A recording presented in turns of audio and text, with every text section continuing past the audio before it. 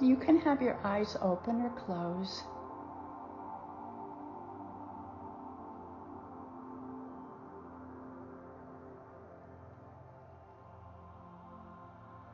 In connecting with your breath, begin to breathe in and out of your nose.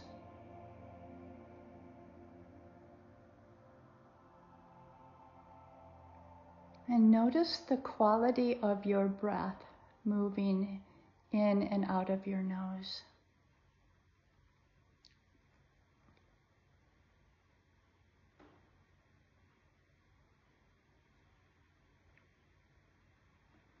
Notice the temperature of your breath as you are breathing out.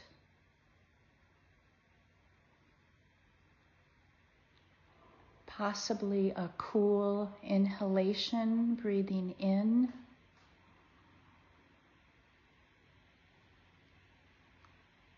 And the temperature, breathing out as a warm exhalation.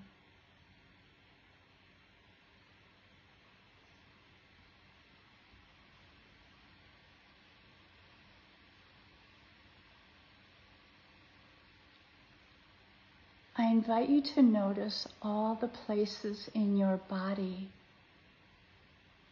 where your body is connected to something. If you're in a chair, all the places that your body's touching, or a couch, or lying on the floor.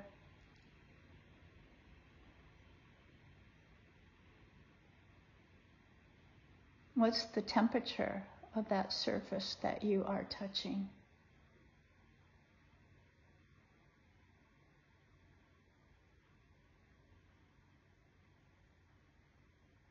Is it hard or soft?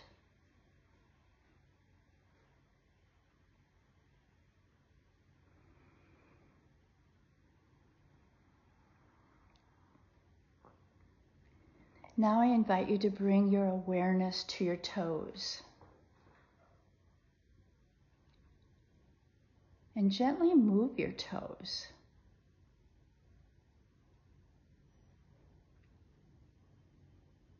Notice, are they inside something?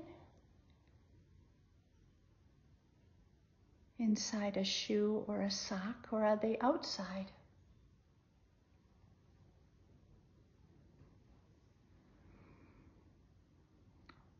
What might be the texture that your toes are experiencing?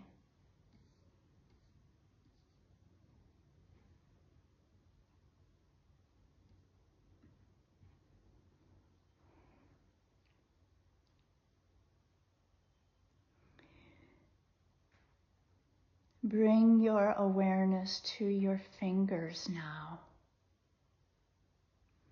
And gently move your fingers.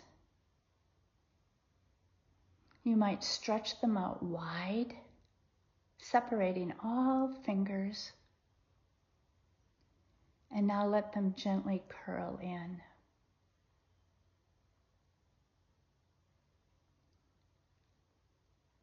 Breathe in, let your fingers stretch out.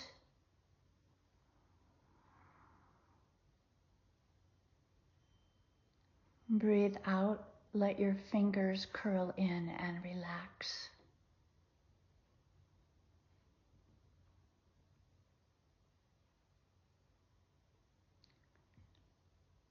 Now let your hands and fingers gently rest on your lap.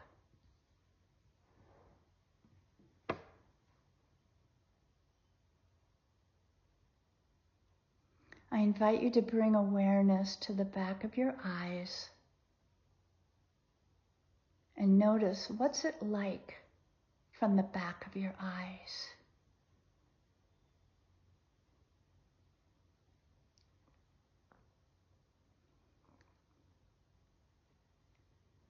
See with your breath if there is any place that can soften in the back of your eyes just a little bit more.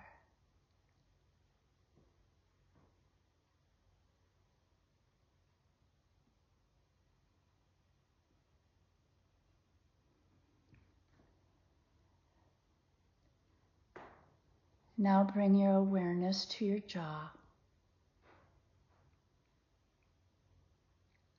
You may wish to bring your fingers to where your jaw connects and gently massage it.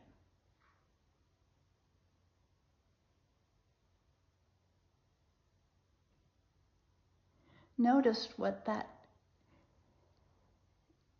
pressure feels like on your jaw. Releasing your fingers now and let your mouth open wide. And breathe in with a wide mouth. And now exhale with a sigh.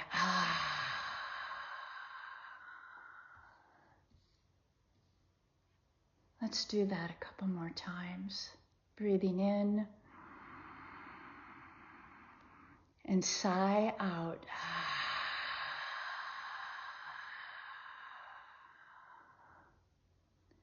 One more. Breathe in.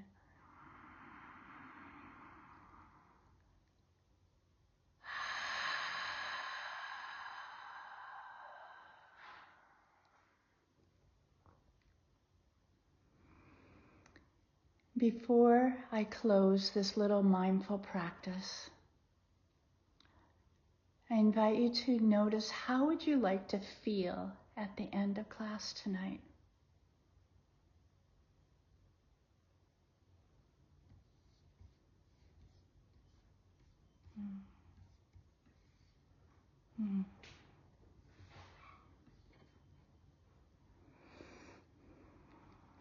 Just noting that, how would I like to feel?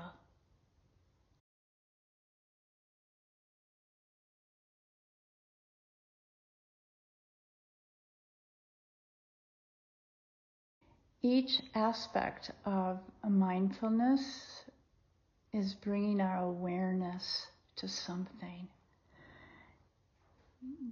And before I get into sharing about this, I will also say that if you fall asleep, it's totally fine.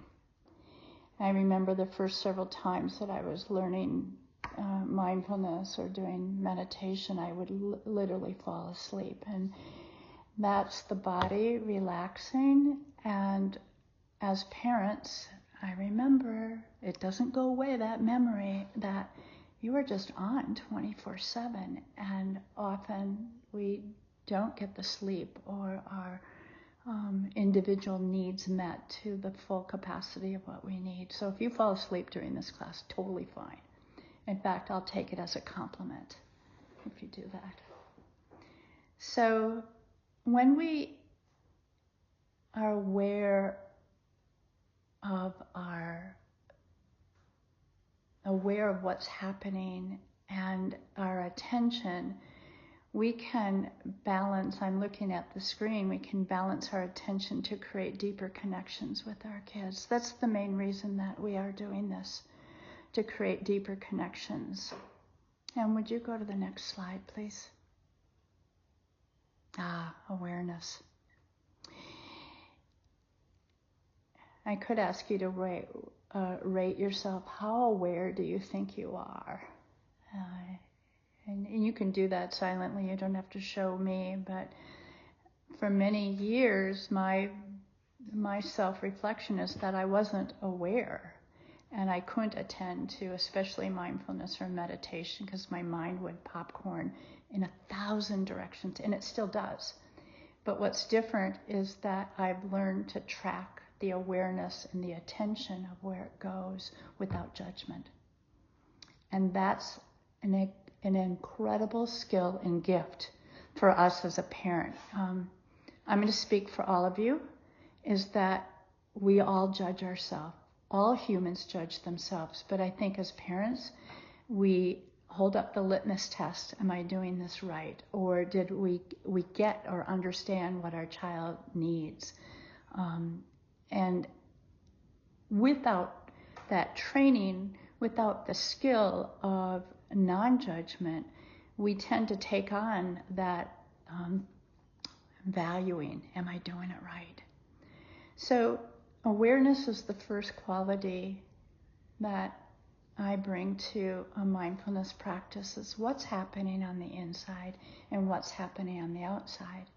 And so in your own room right now, we've done what's happening a little on the inside. What's happening outside in your room? Are your kids asleep? Do you hear them? Do you have a list of things that you didn't get done today? Or is the room or your house not in the order that you want it to be in? There's a multitude of things that we can evaluate and assess. And so letting yourself just scan your home. Where are you at?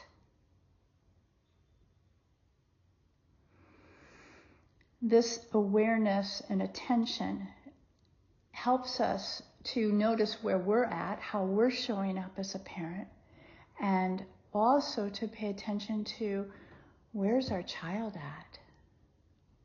What are their needs? How are they responding to the day? And I think it's not next week, but the week after, we will talk about development and how we develop. Each of us has our own constitution of being, and that presents sometimes varying needs and excitement or challenges. And are we aware with what's happening with our kid through that lens of curiosity, without judgment? And it allows us to listen deeply to our children and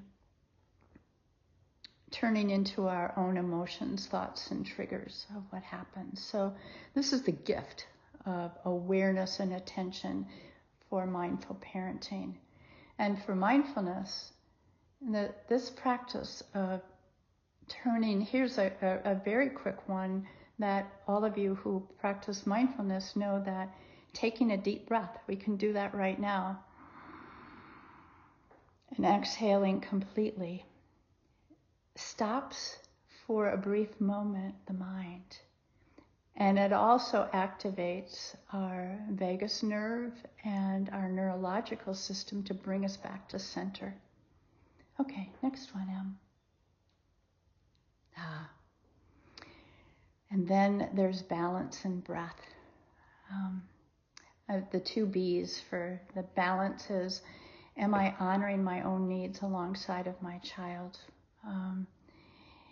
This is always, I can speak for me, but I hear it from parents over a decade, is that balancing our own needs along with what our children might need is a continual opportunity or challenge.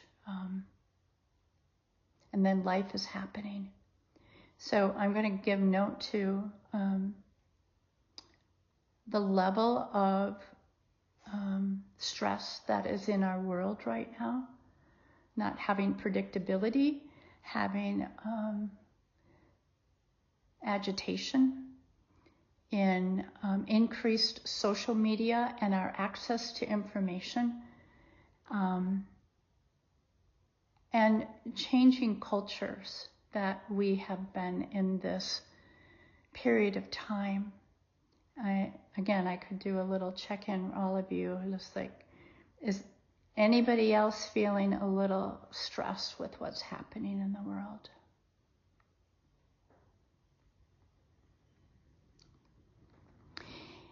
If you're feeling it, your child's feeling it. Oh, I love it. Dancing, feel free to do that. Send little emojis across the screen. So how do we balance our own absorption of what we're taking in, and as well as our child's absorption of what they're taking in? So we have recognizing and honoring our needs alongside of our child, avoiding burnout. I'm sure many of you have heard the oxygen mask metaphor.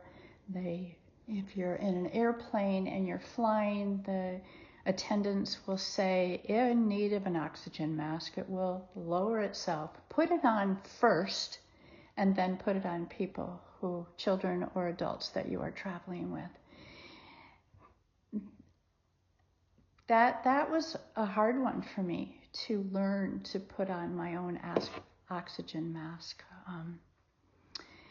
Setting healthy boundaries with love and navigating stress and emotional regulation, and then creating rhythms instead of rigid routines. We will, in the 5th class, I think, be talking about rhythms. We'll be talking about creating rhythms.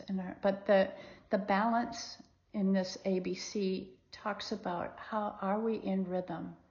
There is a parenting technique called Stop the World. And when I learned this, I think my son was 7. And initially, it came out of STEP parenting, systematic training for effective parenting, many, many years ago. It sounds too sterile. But it had some really good ideas, and one of them was Stop the World, and that is if your child is not following a guideline or rule and it's interrupting either what they need to learn or the flow of what your family needs to do, then the outcome or the consequence is to stop what's happening for their life. Like, you are not able to go to the next task until this is completed. We need to put your toys away, or homework, if you have it, needs to be, whatever the task is, or the already assumed or agreed upon guideline, the child cannot go and to their next thing that they would like to do before completing that thing. And it was really effective and helpful from not having power struggles. We'll talk about this in future classes too, on how to set up guidelines with children in communicating so that you diminish power struggles. But the point that I wanted to offer is that sometimes there is so much that we are required to do in either extracurricular activities or schoolwork or work for adults that we feel out of balance. And I know for me, I did not want to stop my world. When I was parenting younger children, that's that I wanted my world to continue and for me to do the things that I wanted to do, but I learned that me doing multiple things was not always good for my family. And I had to pause and go, what's going to bring us into balance? And it's usually me or the parents that can bring the balance back into the family system. So, and then there's breath. As I said before, this capacity of breathing. With little kids, I love saying, okay, friends, we're gonna take some deep breaths in now, and we're gonna practice. And I might have the vibratone, and when I'm in a classroom, I've had many times where kids says, I don't want to breathe, and I love that. And I say, oh really? Let's see how that works. Go for it. And then I might play with them and say, let's see how long we can hold our breath. Let's do that right now. Take a deep breath in. And hold your breath.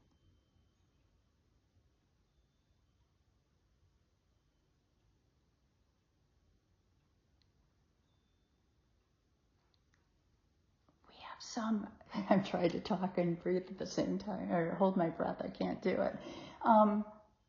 It becomes playful, and we might even do, count how many times, minutes or seconds can you hold your breath, making it a game, but then connecting it. So I'm going into how to deliver this message to children is that your breath is so powerful. It's one of your superpowers. And how you breathe and remembering to breathe deeply can help you feel calm and peaceful inside, which is another superpower. When we're calm and peaceful, we can really be strong and powerful. And everyone, I don't think I'm egoic to say this, everyone wants to feel strong, calm, and peaceful inside. And so letting kids know that they have superpowers and we're going to help them learn them. they are engaged and they're ready to say, okay. All right, next one. Next little slide. Oh, connection and caring. Building secure attachment and emotional safety is one of the most important things that we can do with and for our children and with any relationship that we have. And the way in building connection is having people feel safe. Feeling safe and secure allows us to open up to something that's new or different. So that example that I had with the child who said, I don't want to breathe. And I welcomed that with curiosity and then met it with a playful game that would provide connection, not diminishing. And a little aside, I actually then asked him and I will look for little leaders. I say, will you guys lead this mindfulness practice or lead this practice on holding our breath? Attuning to that connection for them.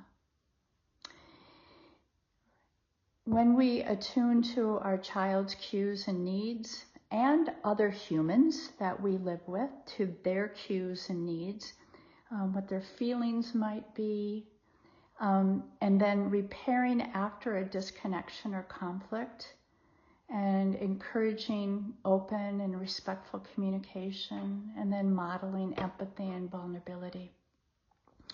All of this is a mindful practice. Mindfulness helps me really understand what am I feeling inside and what is my child or someone that I'm with, what are they feeling. Often we will receive, especially if there's conflictual expression, loud or discordant expression, our bodies react. We wall up or shell up. And being able to be with that and then move to this space of, oh, I just felt my body tense up. I'm noticing this, some of you know this, that I have profound hearing loss and it's getting worse, but loud noises are startling me more, which does not make sense to me at all. But I'm having this experience of when I hear a loud noise and I'm not expecting, the startle reflex goes in my body. And instead of my mind creating a story about that, which it has in the past, or bracing to be defensive, my first thought is to take a breath in and then let myself soften so that I could be with whatever is happening. And this is the model that I think is so important and precious for our children, creating this safe environment for them to be who they are. Okay, next slide. Oh, finding attention in chaos. We have attentive presence, which helps us strengthen the bonds with our children and fosters emotional resilience. So when we're creating safety with curiosity and non-judgment and this attentive presence, we are witnessing when our child or other person in our family might be having a very high stress, high combative or defensive response. When we can stay with that with openness and awareness and help mirror back to them, naming their feelings. I'll tell you, this is a number one skill for regulation of anyone, is to, through your own presence and breath, when you are meeting someone, to be able to name what they might be feeling. Oh, it sounds like you're really upset right now. Just that. Naming an emotion or attending to the emotional field takes us out of the reptilian brain and brings us into the prefrontal cortex. Just hearing it. We might have to do it a couple of times. We may need other activities to go with it. But this being able to be present within ourselves of how we're responded. Yes, I see from Tara, validation is so very important. Yes. And then creating balance in the connection, our time and energy. We talked about that. And then building lasting relationships through mindfulness practice. We can cultivate, strengthen relationships to enrich our family dynamics and create a supportive environment. Thanks. Would you share the next slide? I'm not sure where we're at exactly. Oh. So in this reflections, what's working in your relationships with your children? This is so important. We tend to evaluate ourselves as parents and as people and our children to looking what we don't like, what's not working.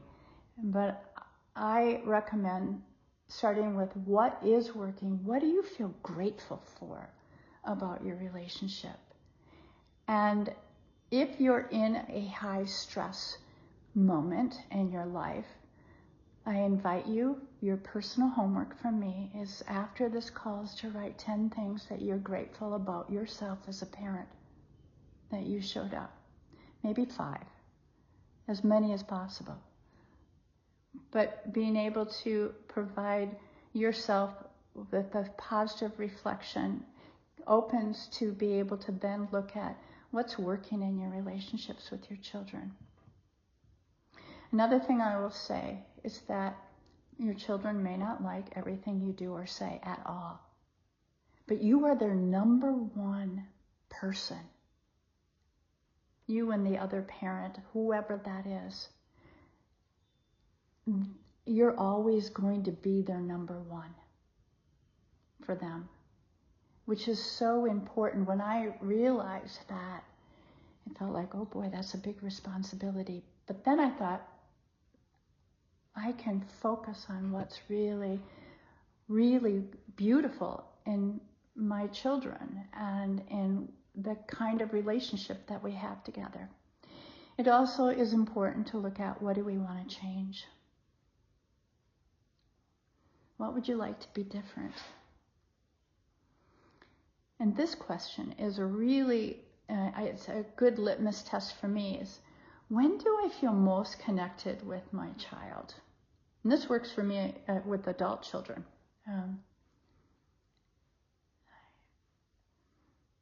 I notice that if, with my adult children, if I'm taking up too much floor time about what's happening in my life and I'm not listening to, or providing an avenue to listen, I can feel the energy change with that.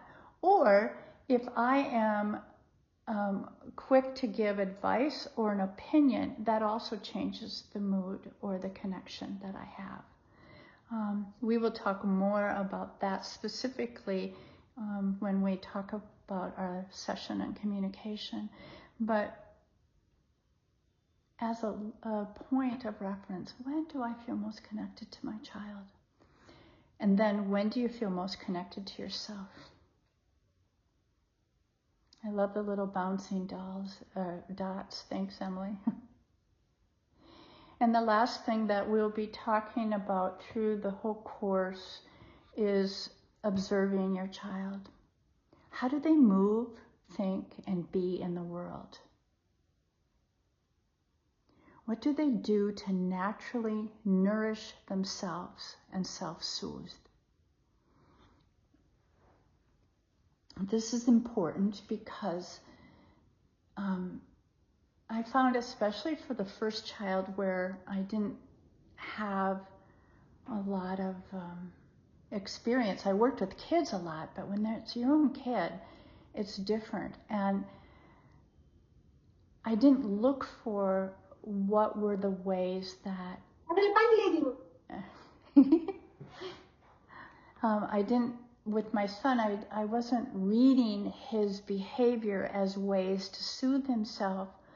I was reading it through the filter of my own parents, that he was doing something wrong. He didn't sit still. He was always moving, which was a lot like me, actually. But his movement was a way to soothe himself. And it is for me too. I walk many miles a day because I love moving. And that's a way that I self-soothe and nourish myself. And so I invite you to put that on your lens. What is the reason why my child might be behaving in the way that they're behaving? What's a need that they are trying to get at this moment? So, thanks, Em. Go to the next one. Oh, I'll do this quickly. These are breathing exercises for kids, and we have a whole cadre on our website, but I love them. And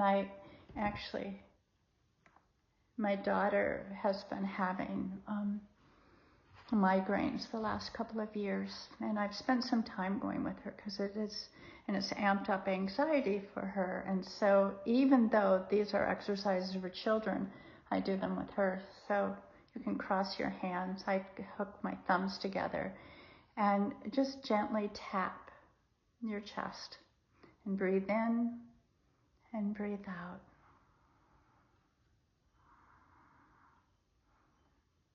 That's one variation of butterfly breath. And just the touching is very soothing. We also talk about that in future classes about how touching our body, kinesthetic practices can be grounding and helpful for our kids. Another way to do it is breathe in and let the butterfly wings open, and breathe out and letting them close.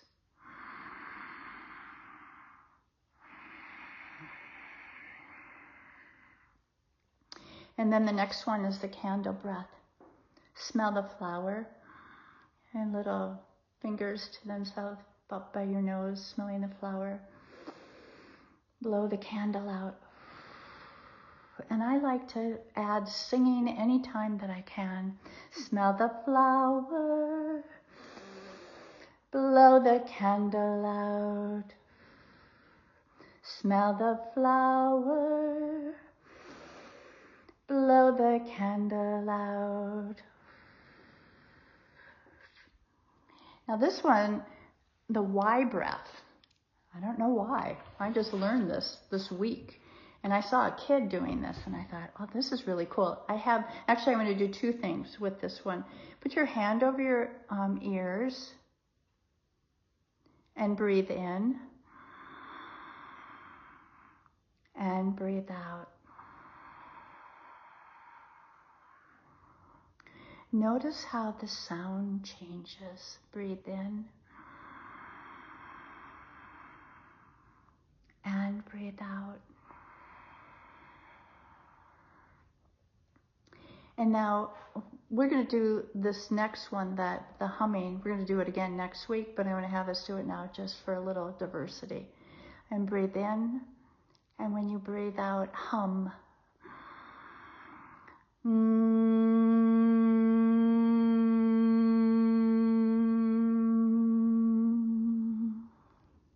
Let's do that one more time. Breathe in.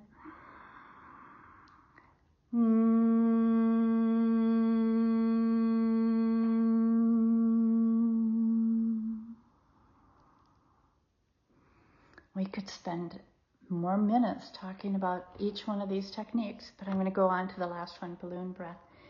This is actually, I learned this as a yoga teacher. It's a mudra.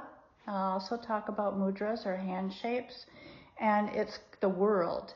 And it connects. You're connecting all your fingers together, and it also connects your right and left hemisphere of your brain. And so for balloon breath, we start with our fingers connected, and then we breathe in and expand like a balloon, and then exhale. Let's do that one more time. Breathe in, and then exhale. Beautiful. Notice how you're feeling right now. What's different or what's new inside of you?